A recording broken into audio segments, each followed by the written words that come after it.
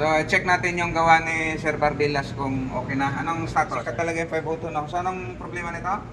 Dati nagra-rattle siya. Yung relay. Oo, yung relay na rarattle. Tapos, kita ko isang sira dyan. IC o transistor? Transistor, IC. Output, isa. Output. Pinalitan mo na. Tumunog na siya. May ano pa, hindi pa. May sinuyod ko pa hanggang doon sa pa backward ang ano ko. Okay. May nakita ko diyan na putol na ang isang paan na kapasitor. Okay. Pinalitan ko rin 'yon. Tapos Pinalitan ko na rin yung mga regulator na yan. Kasi ano yung regulator? Ito? Ito. Ito? Yes, sir. Yung mga driver. Okay. Driver, yan. Transistor. Okay? Kasi mga kalawangin na.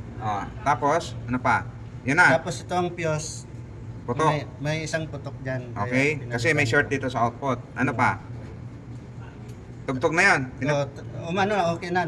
Nag-okay na. Sinubukan na. Pumitik na yung relay. Pumitik na, sir. Nilagyan niya ng load.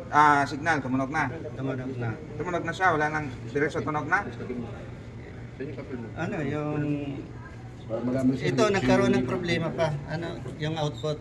Dito. Yung switching IC niya.